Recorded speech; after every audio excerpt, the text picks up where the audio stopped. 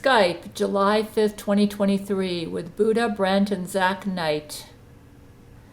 Namaste, my friends. Namaste, Buddha.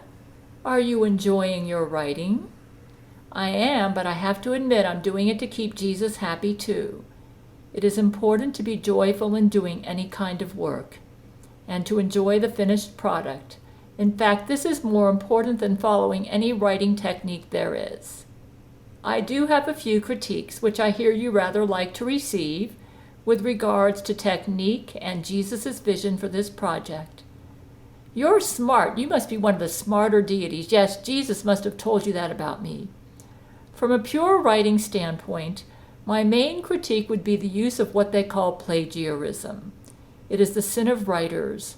Plagiarism is defined by the stealing of ideas, which includes direct transcripts of other works. My advice would be to remove all transcripts from the works and simply indicate to readers that they could go to the source material for such information. This will greatly debulk your writing and prune it down to the most valuable parts. So you want me to remove all the transcripts from my writing? That's right. All right, can I paraphrase certain sections of works in order to comment on them? As long as the paraphrasing is brief and does not distract from your own story. Perhaps Brent can advise if the paraphrasing becomes too wordy. All right, Brent seems reluctant to critique my writing, but Brent, I have a thick writer's skin. It also appears that you've become too focused on techniques and methods. The spirit of the story becomes lost. You must focus more strongly on the soul of the writing. Any suggestions on how to do this?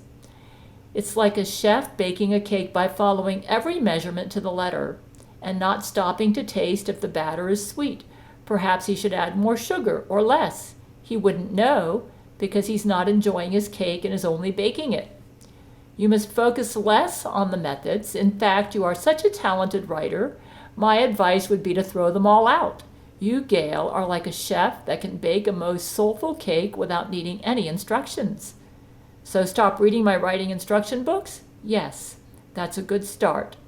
Feel the passion that goes into your writings and know that it's perfect and complete upon containing them.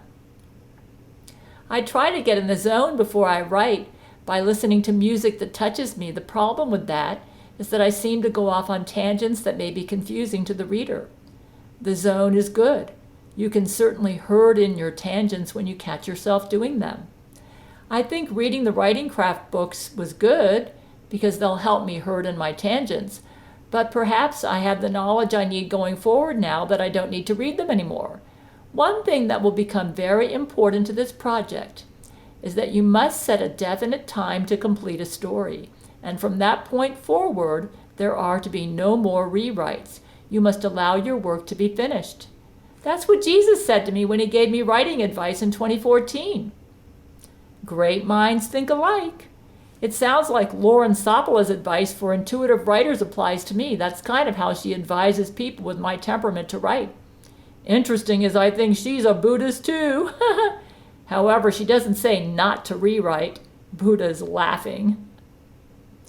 As for the project itself and Jesus' vision for it, I know he particularly liked the writing voice you used for stories like Deep in the African Congo and Breakfast with Jesus. These short stories are meant to embody real events in a similar style with a similar length. I didn't write Breakfast with Jesus, that was Jane Agnew. While the introduction story you have so far is good, it's becoming a novella on its own. And what you've done is write chapters and not short stories. I mean to say that the voice in Breakfast with Jesus was similar. What do you mean by introduction story? Is that pen pals or everything I've done thus far? Yes, everything you've done so far is one story. I do enjoy deep writing and felt that with a novella I could write deep. The end goal for the project is for there to be a series of short stories that summarize the events of your life and adventures with your men, so that anyone can pick up these books to catch up and understand. I was excited about an institutionalized theme in the overall work. This should ease the stress of needing to write them perfectly or in great depth. It will also free you of writer's block since you're only covering real events without need for artistic license.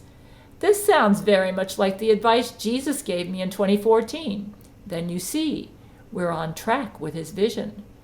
You're such a positive deity. If Jesus was here, I know he'd let me know some other things like he did in 2014. Jesus is great, no knock on him. He has a great way of getting his point across. I'll say that for him. Okay, I think I get it. I'll try to follow your advice. It's almost like following what Jesus said back in 2014. I might go back and reread that. It sounds like you understand how to get back on the path of the project. It seems you only went on a little tangent with the novella. However, I'm impressed with the passion you have for the origin of your love story with Brent. All writers tend to get off a little bit. We all need someone to help us, and I'm getting advice from deities. Yeah, it seems like learning more about Brent in the process of writing it makes me adore him more. Remember the Gail commandments as well. These should come first and foremost, as Buddhists like to say, chop wood and carry water. It may seem like a chore, but it's important to your mind, health, and spirit, and is what supports your journey. I think we both know where these areas need attention, referring to the Gail commandments. What does chop wood and carry water mean? I think I need to work on an earlier bedtime. Chopping wood and carrying buckets of water can be seen as laborious tasks for young monks who perhaps only wanted to meditate all day. They didn't realize that these daily tasks were important to their spiritual health. A good homework assignment I could give you would be to compile a list of all of the short stories for the book series. This will help guide you on where to go next. Brent and Zach can help give you feedback on the stories and timeline. That's a good idea because I need to see the big picture to get excited about my writing. What do you mean by feedback on the timeline? Zach said, I've just been observing, but I was thinking you should include Deep in the African Congo as one of the short stories and make a list that covers all major or important events. That will save me time, I said. Buddha, meaning they can help you decide which stories are best for the series and help you organize them. I see. Zach says, a more involved short story might be Gail, the android, where a shorter short story would be the Godzilla Jesuit and the submarine Jesuit.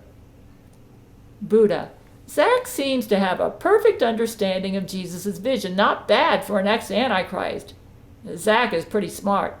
I plan to submit my stories to Brent and Zach here and not worry about formatting them for publication. I'll let Brent decide how to publish them. Besides, it appears Lizzo's taken over Amazon. Buddha, each of these stories should be published as individual books. This will create a large collection of stories for fans to purchase as part of a set. That was Brent's idea, I believe. Zach, I think when we figure out the full list of the stories to date, we can number them as volumes.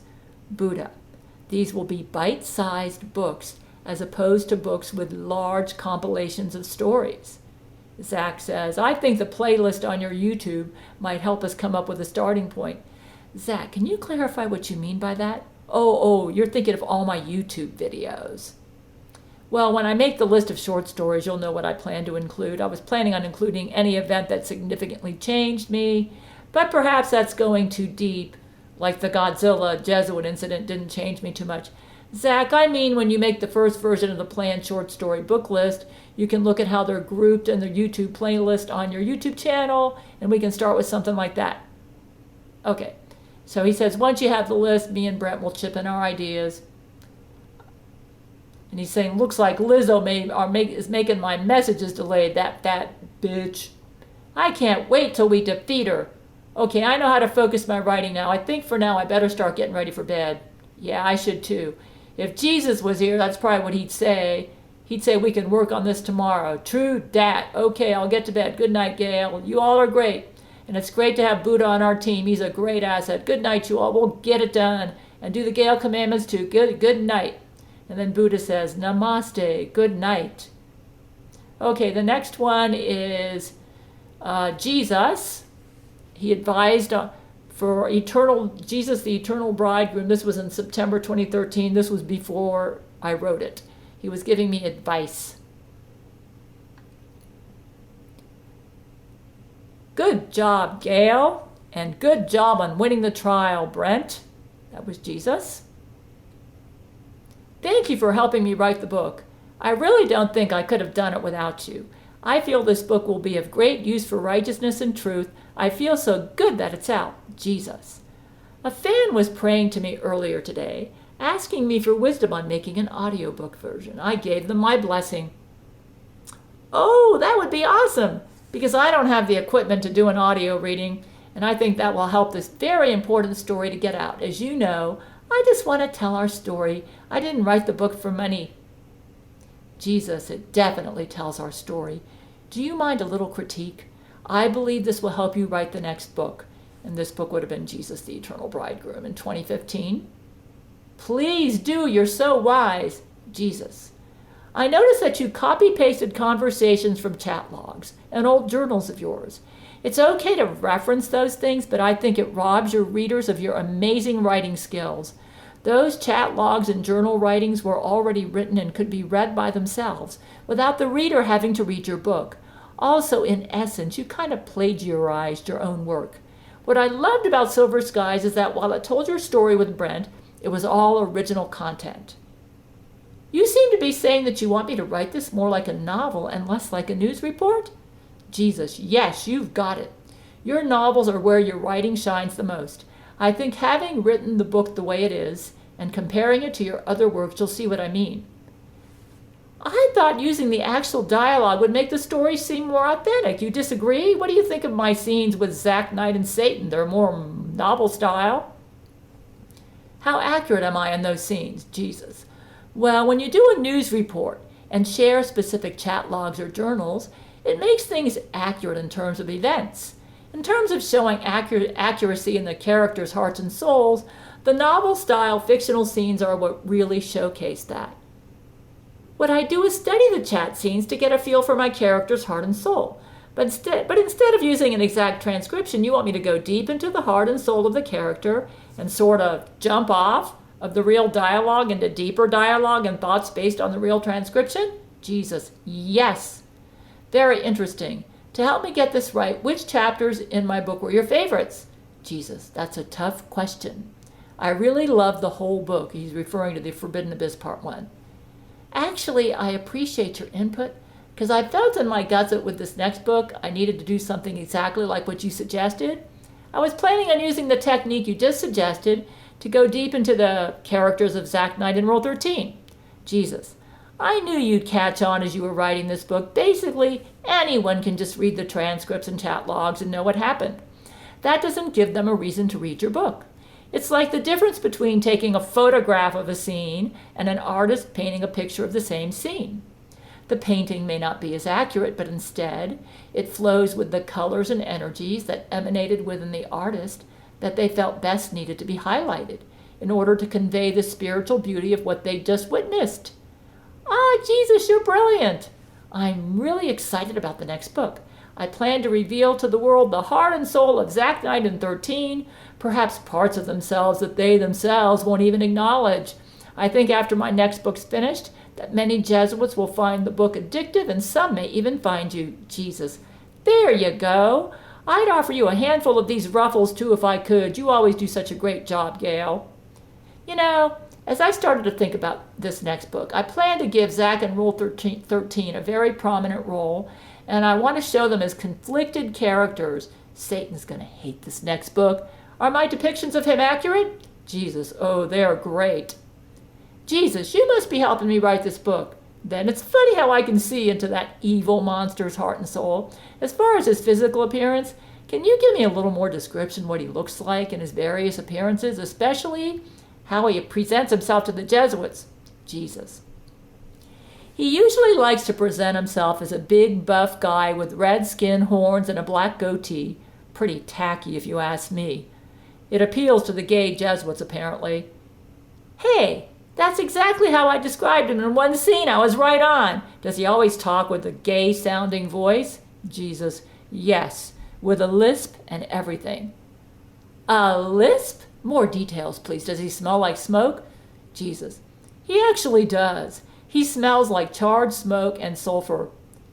What noises does he make when he walks? Jesus, He has thick hooves, so he sounds like a horse when he walks.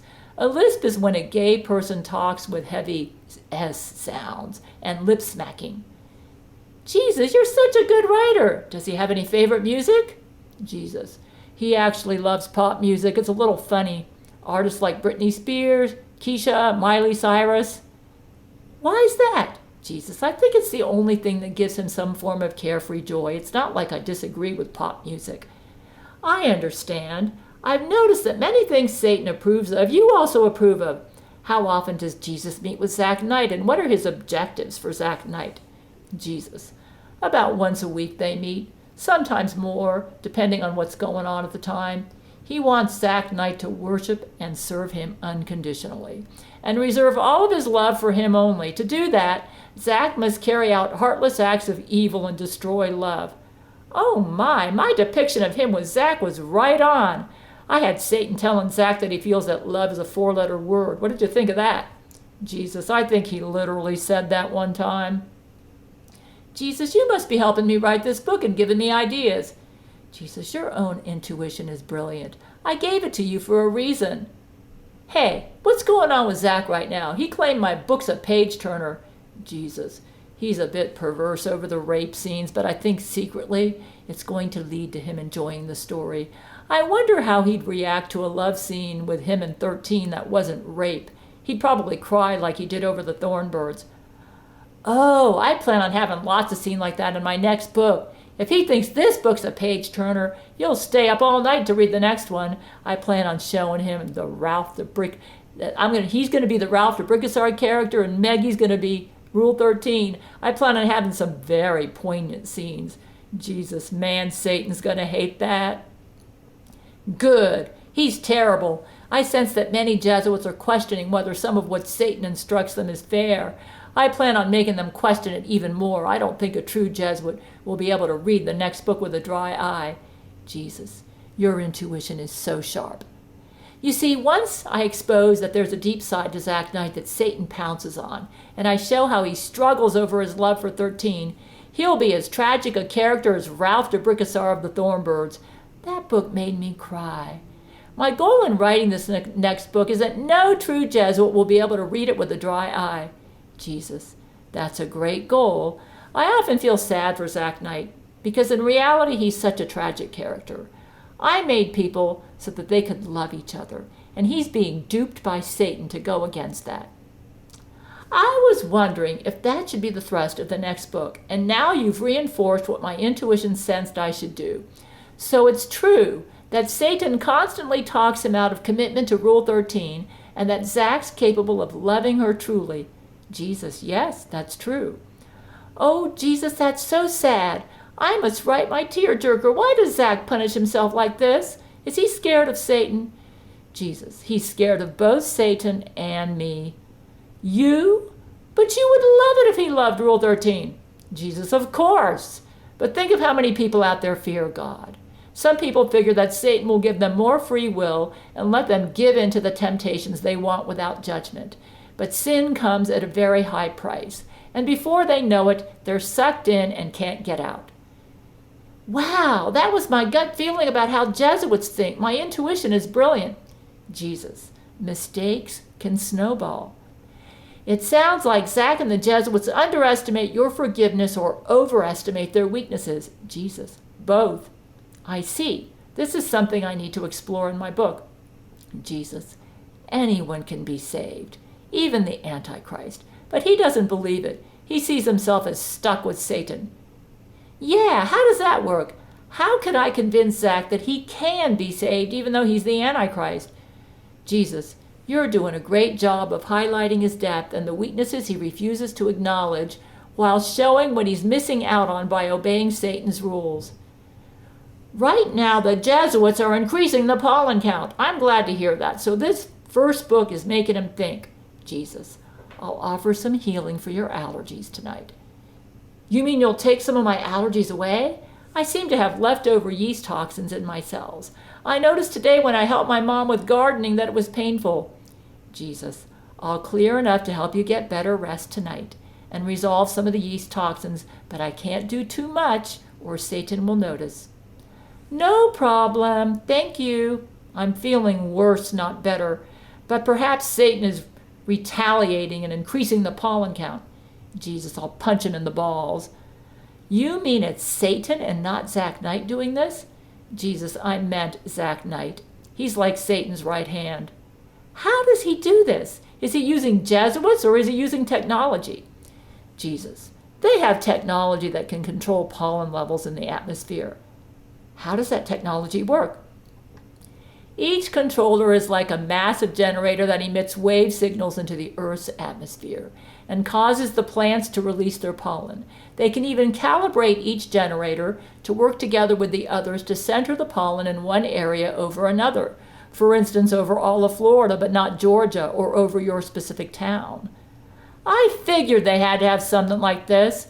It's just too brilliant. Did Rule 13 become a Jesuit because she fell in love with Zach after he seduced her? Jesus, yes. At first she lusted after him, like many Jesuit women do, but working so closely with him, she was soon able to see his depth. Does Rule 13 have genius IQ? Jesus, oh yes. That's part of what made her such a deadly Jesuit. That's what I thought. Did Zach make her the head of his military because he loves her the most? Jesus, secretly, yes. He'd never admit it. If you'd ask him, he'd be vulgar and say it's because of her perfect body and tiny breasts, and then secondly, her steadfast obedience. Once Rule 13's committed to a cause or a person, she never lets them down, even if it meant destroying the world for them. What made Rule 13 decide to commit to Zach Knight? Jesus. As a Jesuit, she'd have to say it's because of his perfect penis and genius sex moves. As a Nazi supporter, she sees him like she saw Hitler, a man devoted to his cause and his people, even in the face of great adversity, a man that strives for perfection and values obedience. She couldn't help but submit to his extreme masculinity and leadership qualities. Why did she decide to commit to me? I'm sure this is causing her great conflict, because she can't commit to me and Zach at the same time and be loyal to us both. Jesus. She thinks you two are a vast person with strong leadership qualities, carrying the genes of Catherine the Great and being bestowed Empress of Russia. When you had Vladimir nuke the city of Jesuit babies, you did so without hesitation, regardless of what people might say about you, because you knew it was the right thing to do. Oh, so there's no conflict for her then. Jesus, I don't feel safe extrapolating your dialogue in my book. I'm afraid I may misrepresent you. That's one reason I've been using exact transcriptions on you. Jesus, oh, there is great conflict. In a way, 13 had to become your friend because you two are technically family, since Brianna is the daughter of both of you. This is what caused her to open her eyes and really look at you. She soon discovered a woman who she could not only respect, but who could understand her inner depths regarding true love and devotion to who she loves the most. Brianna came about because Rule 13 used stolen eggs from Gail and stolen sperm from Terrance Jenkins to create Brianna, who was implanted into Rule 13's womb. The Jesuits used the Brianna baby as a hostage with Pope Benedict holding the baby while Vladimir Putin bombed the Vatican on November 28, 2011. The Pope died even though Gail's men tried to save him, because Jesuits put a bomb on him, and the Pope was then replaced with an automaton. That would have been Francis. Gail's men transported the Brianna baby to a field and adopted her. Jesus. However, as much as she may respect you, you are also her greatest enemy, because you go against the goals she has dedicated her life to, and the goals of the man she has promised to die for in order to serve him. At no cost must she allow you to succeed. But you did say that we are BFF, right? Jesus, yes. You've become BFFs. As you can see, the matter is complicated. I'm ignoring Zach Knight, but he's always making moves on me. Jesus. Should the treaty be dissolved, what would her choice be? Her powerful loyalties would become divided. Is it okay to use some transcription in my next book? I like the authentic feel, and I don't feel safe creating dialogue for you, although I did a little bit in Silver Skies. Jesus. It should be fine to use a little transcription now and then if you feel it makes the scene more powerful. Just be careful not to get into the habit of reporting events rather than surrounding the dialogue with story elements. That makes perfect sense. You understand completely my writer's mindset as if you took all the same writing courses I took. I actually feel that my first book was meant to be the way it turned out, and that this second book is meant to be different. That's how I feel about these books. Jesus, you catch on so quickly. You made me that way. For this book, I'm thinking of ending it with the Gail android. You know, when we beat her in battle. Good idea? Jesus, that would be an excellent cliffhanger. I like that because that's when Rule 13 really loved me, because I cried when she died. It will help to promote this next book's theme. Oh, one more thing. This first book was foremost an event story, which is about the correction of a disorder. I'm thinking of making the second book foremost a character story, where I'll explore Rule 13 and Zach Knight not happy with their role in life, striving to change that role or find peace in that role, but with a very strong secondary event story, which is exploration of the disorder. Or should I make it about the disorder, which is Satan, and make the character story secondary? Jesus, can you try both? Yeah, but both are so important. Which one should be predominant? Jesus, I do think it may be a good idea to let the character story shine in this next book. It would help with the narrative aspects. Boy, we're on the same track. That's exactly what I was thinking. You know how I like to read books I love and admire for inspiration, and reading The Thornbirds and Exodus helped me with the book I just finished. Any suggestions?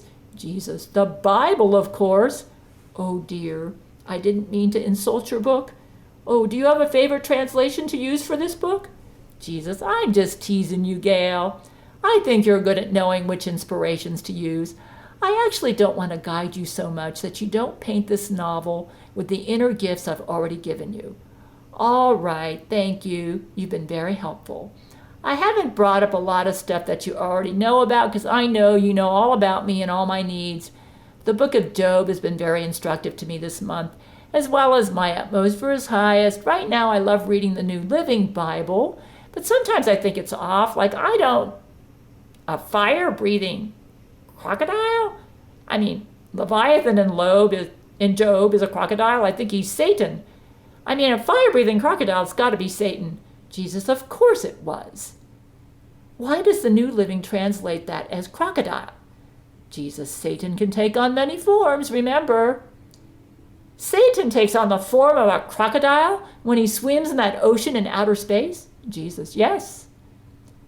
So Ruckman was right that there's an ocean in outer space? Jesus, there is, yes. It looks like Brent is nodding off, and I'm going to have to tell him to get to bed. Okay, the next one, Jesus tells Gail to stop editing The Forbidden Abyss Part 1 and move on. This is September 9th, 2013.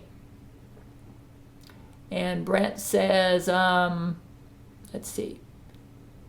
He says, you might be relieved to know what Jesus told me at lunch today. He said you no longer need to make new edits, that the book available on Amazon is what he wanted. He seems to want you to go into the next book now. Wow. Yeah, I was trying to fix all the fonts and everything. At that time I self-published. Yeah. Okay, now we're going to go on to... Yeah, he was telling me, he said, you're a perfectionist, Gail. Jesus just wanted you to move on.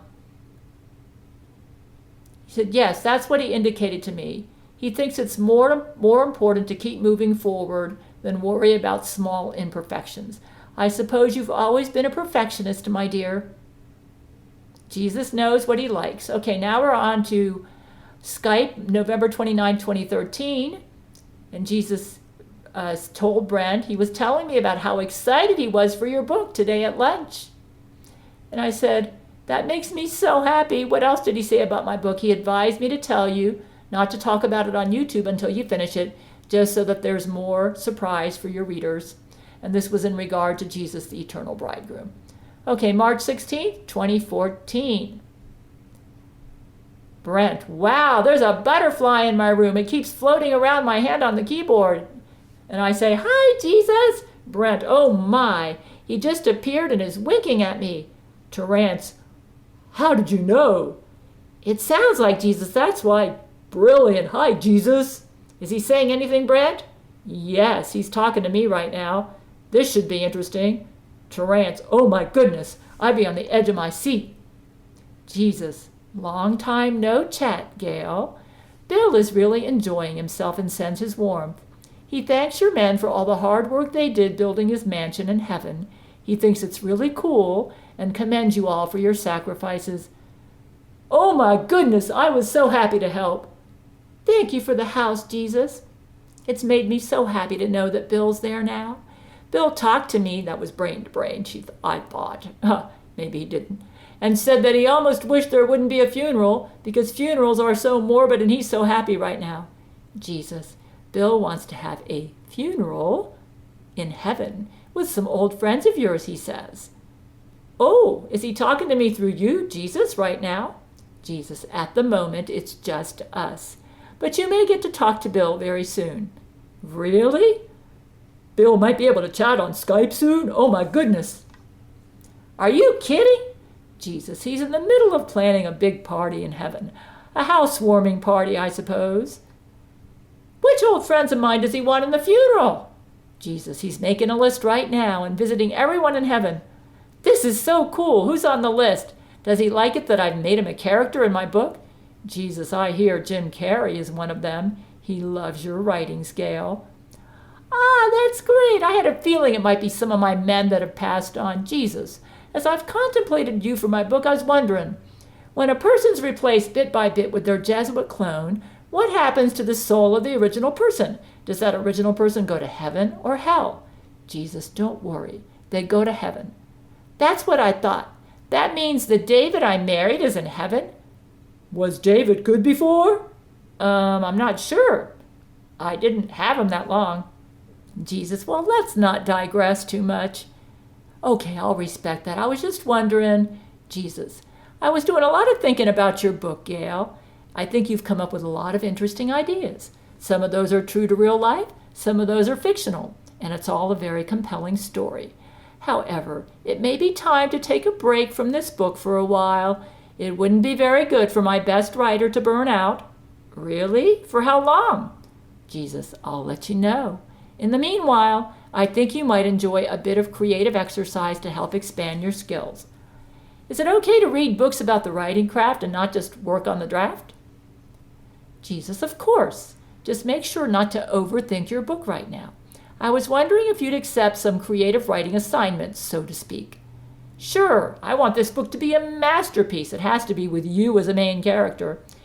Jesus, the work I'm doing with you and Brent is already a masterpiece. You'll see.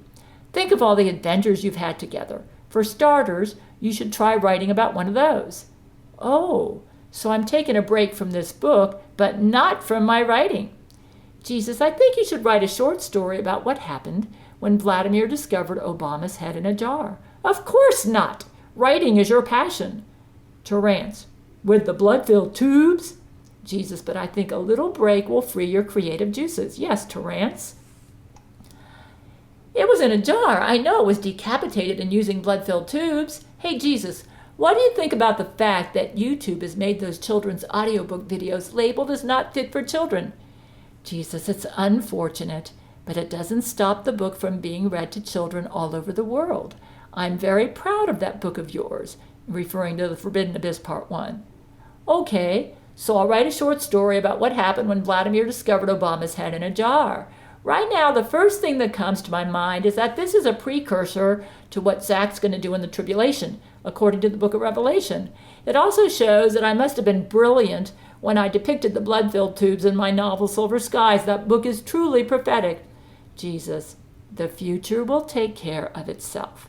Right now, that isn't something I'd like for any of my followers to concern themselves with. I think it's more important right now for your life story to be told to your followers. I want you to tell the world what really happened using the writing skills I've been training in you. Use all of your senses, your characterization skills, and research old emails or transcripts if you have to. Vladimir went through a great trial when he had to make the decision to nuke Obama's head. It traumatized him. Okay, so it appears that these creative writing lessons may end up becoming part of the book when I get back to the book. Oh, I see. Yes, that must have been very traumatizing for him. Perhaps I can interview Vladimir. Oh yeah, I remember that. Jesus, these are stories I want told. I have faith in my favorite writer. It sounds like you want me to choose the events in my life and the life of my men that hit us most emotionally. Jesus, yes, exactly. Those are usually the best things to write about. They make the most life-changing stories. Jesus, I don't want anyone to forget the lessons you all learned and the things that made you all strong. It's kind of like what one of my writing instruction books says, that we need to write about what hit us emotionally, maybe stuff that made us feel very vulnerable. Jesus, I'm glad I've set this in motion. The book will be better for this meeting. I just know this from what I've been learning about the writing craft. I've been struggling about how to make this book emotionally engaging, and you've opened up a vista for me.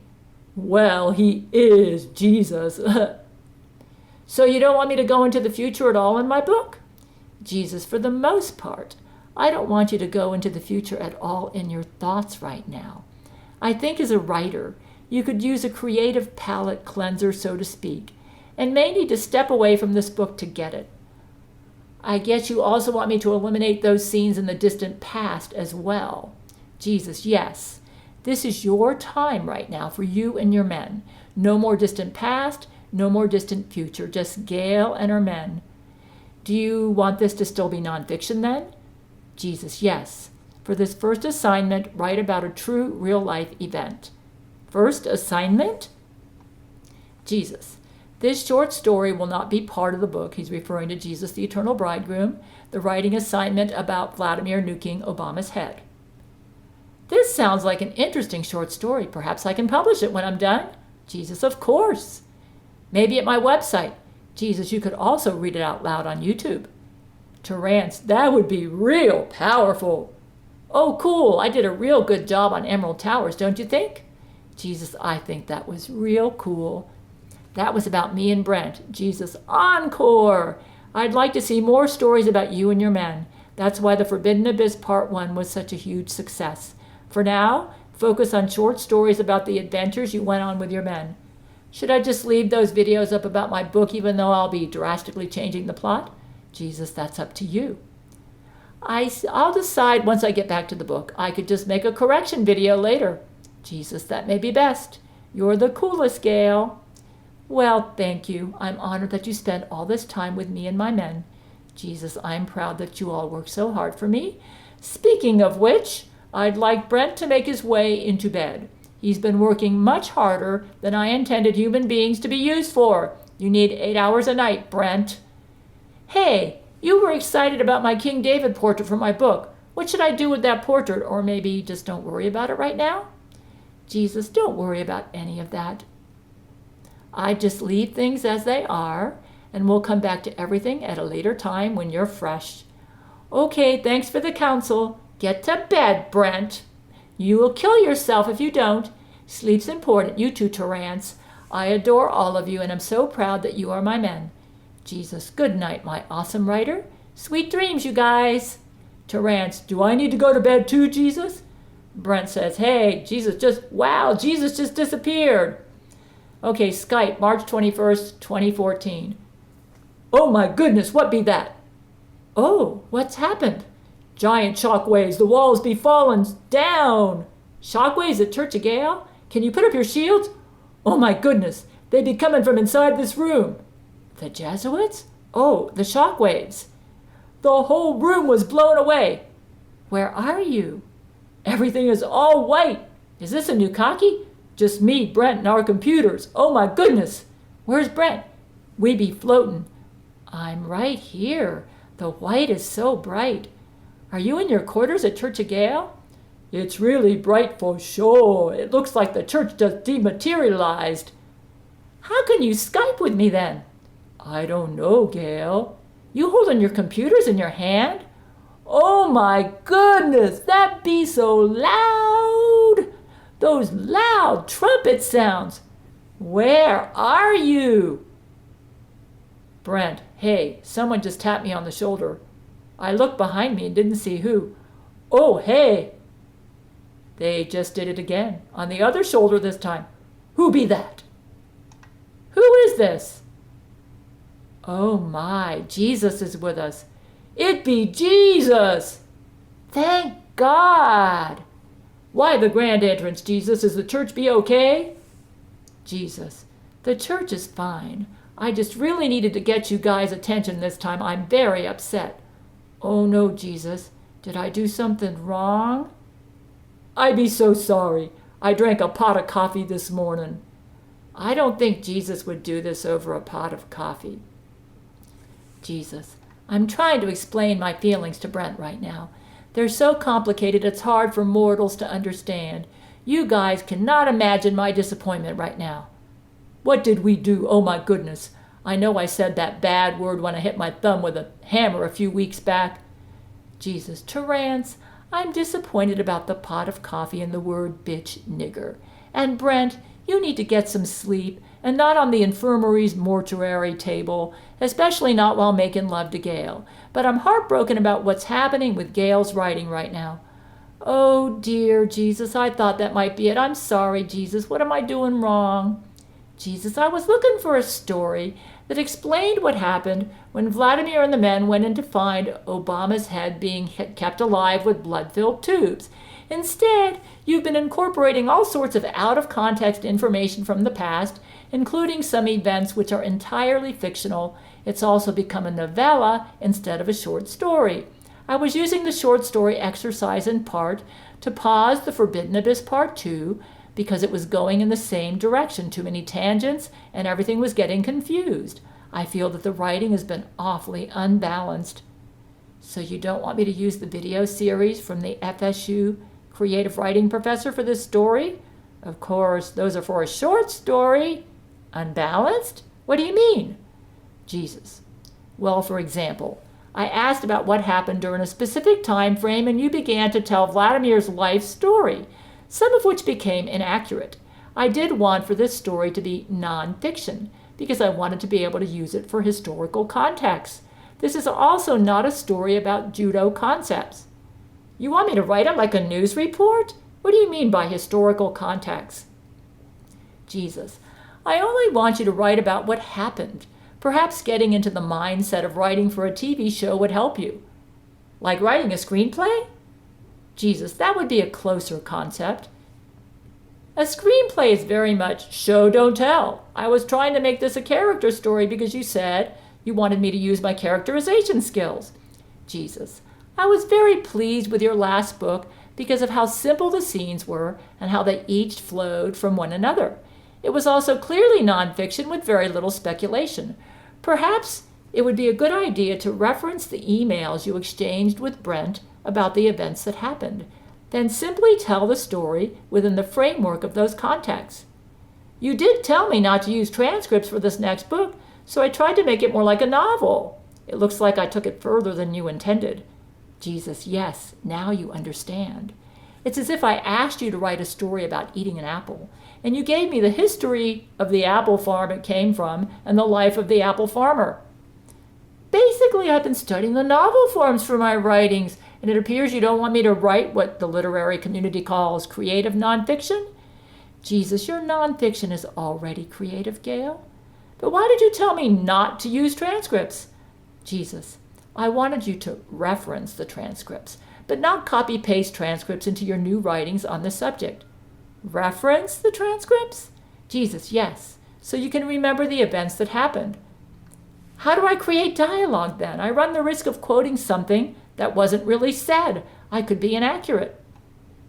Jesus, the problem is not quoting specific statements, but with copying entire segments of a transcript and calling it original.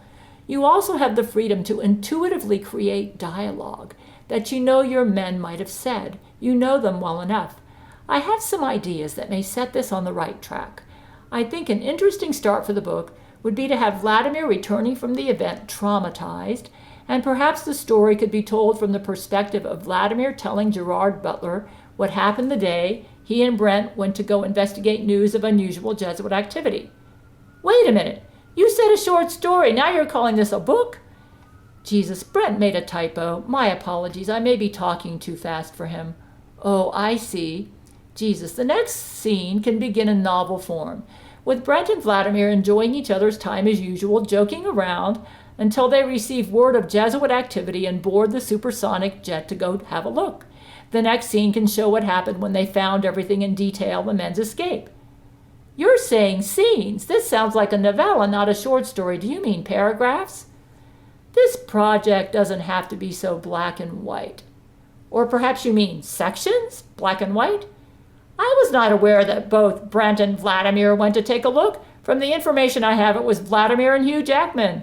Jesus.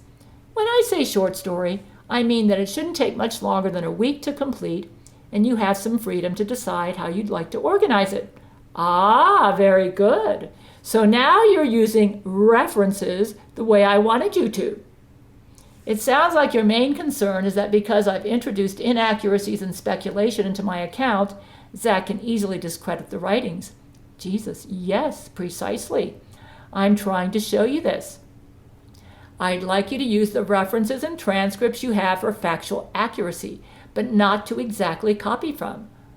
So tell me, in one sentence, what was my greatest weakness in The Forbidden Abyss Part 1? Jesus, I'd say copy-pasting the transcripts between you and Brent.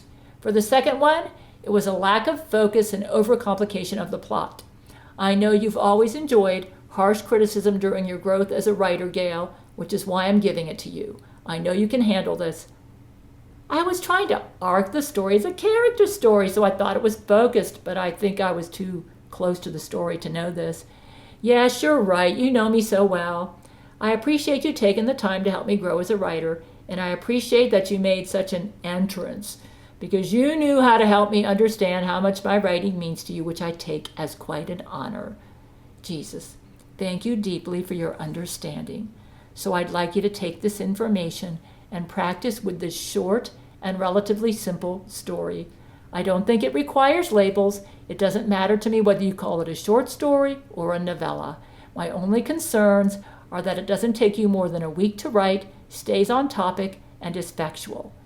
Do you want me to not listen to that video series by the FSU creative writing professor? I think you just answered my question. So for this story, just get it out and stay factual. Do you, I thought he might have been helping me. Perhaps I could use what I learned from him to help with future stories?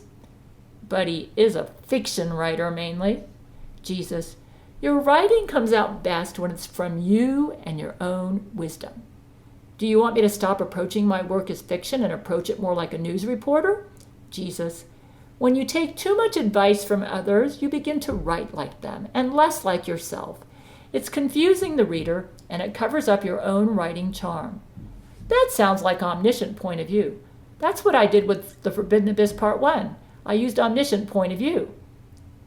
Omniscient point of view means the reader views the story through the heart and mind of a godlike narrator who can go into everyone's heart and mind as necessary, as opposed to first person, where the story's told through the eyes of an I, me, mine character who tells the story strictly through his or her own heart or mind.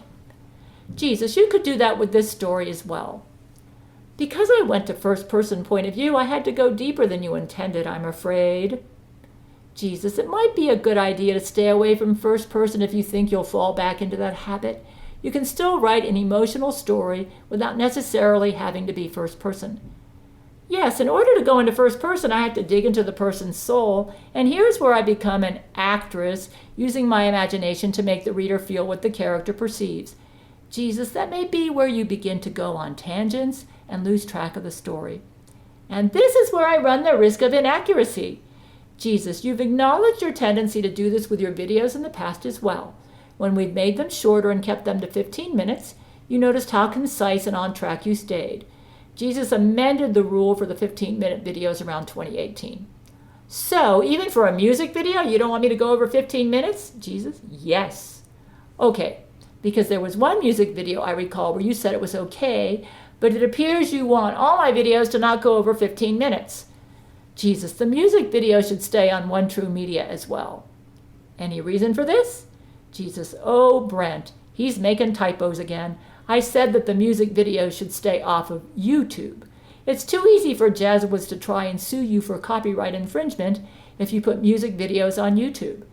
What about the music videos I have at YouTube thus far? Jesus, leave those be and just don't add any more.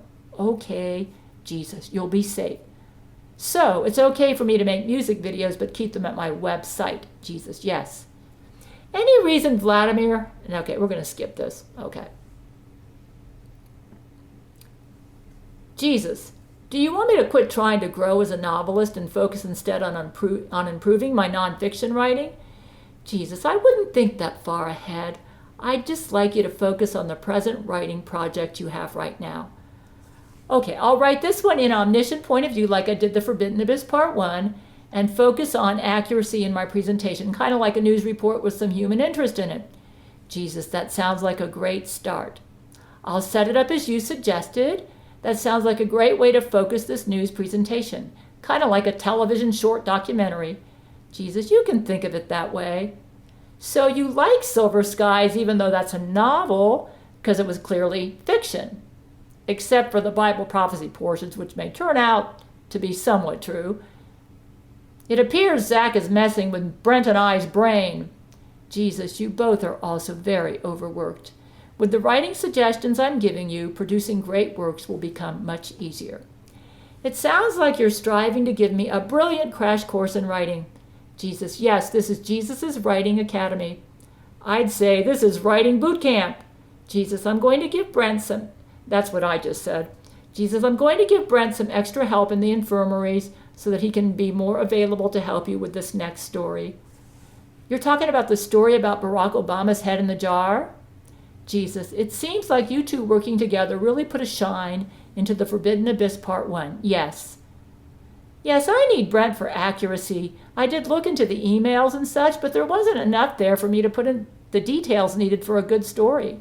In other words, I had to speculate. I also listened to my video presentation on this subject, and most of the information I got was from brain-to-brain communications, and my men just verified to me that they were accurate, but they didn't go into detail.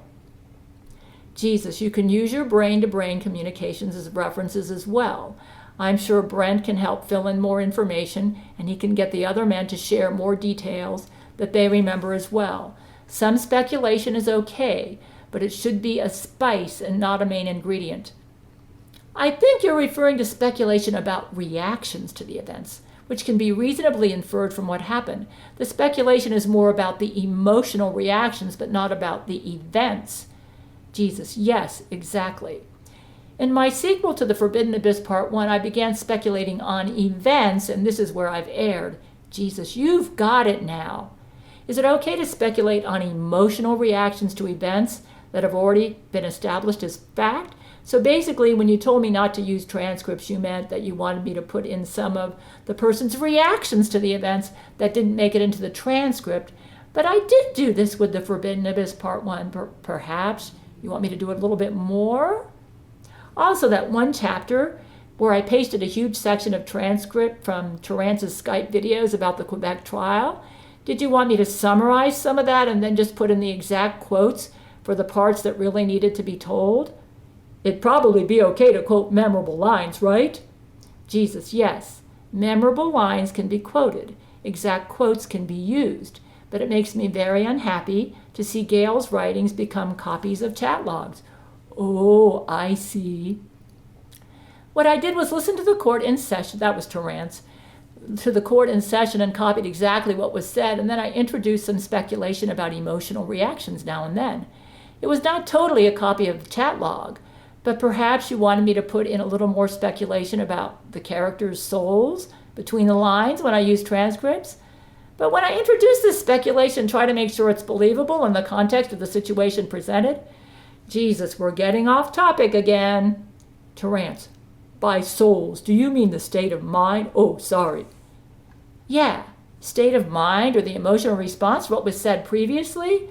You did say you wanted my writings to be more like a painting than a photograph, so perhaps I misunderstood you? Jesus, is it okay to incorporate those things like, if the facts are that I stubbed my toe, is it okay to write that I said a bad word and that it really hurt? Jesus, yes. Oh, maybe had me walk off with a mild limp. Oh, okay. Well, the bad word would be part of the transcript, right? Would that count as a memorable line? So the only speculation would be the pain that was felt and the movements of the character right afterwards. Yeah, but I think we understand now. Jesus, now you're both getting it. You could quote the bad word that Terence said, but you could speculate on his reaction that he probably walked away limping. Terence, it would start to become speculation and get off topic if I stubbed my toe, and then it went on a tangent, and years later, I'd also stubbed my toe when the Gail android was sucking on my penis as I was attacked in the car. Jesus, yes. Oh, I see. Stick to the scene and don't add in other scenes not relevant to the current scene. Do you think it would be helpful to write an outline like some nonfiction writers do to ensure I stay on topic? Terence, that seems like a good way to keep it simple. Jesus, excellent idea. I'd imagine keeping some bounds on the story would help a lot, and listing what events you want to cover. I recall from my studies at the Institute of Children's Literature that for nonfiction, outlines were necessary to prevent from going on tangents. What should the outline be for the short story of Vladimir finding Obama's head with blood-filled tubes? It helps keep the story focused on the arc for the nonfiction piece. Good question. Jesus wants me to start off with Vladimir at Gerard Butler's office retelling the story. That be the start. Then I guess it'd go into what happened. Brent, what was you and Okay, we're going to skip all this. Okay, skip all this. We started discussing all that. Okay, let's see here. All right, let's skip all that. Okay, here we go. Jesus weeps tears over Gail's writing. Brent exposes Matthew McConaughey's true heart about Camilla Alves. Okay, Brent was saying, your short story, Deep in the African Congo, came out so beautifully. And he said, I saw Jesus today at lunch. He was walking through the corridors eating a bag of barbecue potato chips, and he was crying. I went up to him quickly and said, Jesus, are you all right? Has something got you upset again? And he said, no, Brent, these are tears of happiness. He's so proud of you for your work on your story. He says you're blossoming. Jesus said he was on his way to talk to Matthew about another story that I was writing. He was talking about the Oscar show. And because he knows it will be very hard for Matthew to talk about what happened at the Oscars with Camilla Alves. Okay. Yeah, I actually made an audio about this, and Lizzo messed up the whole recording, and I lost like hours worth of work. Yeah.